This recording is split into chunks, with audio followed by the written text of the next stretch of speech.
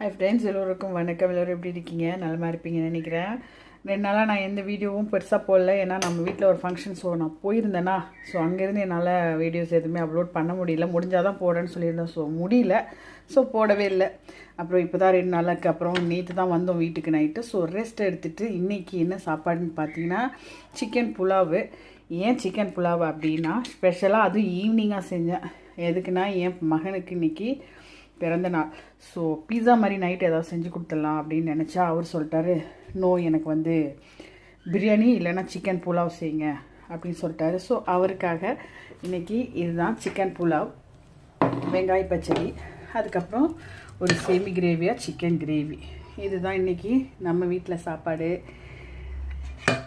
Chicken pulao எப்படி செய்கிறதுன்னு video போட்டிருக்கேன், செக் பண்ணி பாருங்கள். என் மகனுக்கு எல்லாரும் அடுத்து சொல்லுங்கள். தேங்க்யூ. அடுத்த வீடியோவில் பார்க்கலாம். பாய்.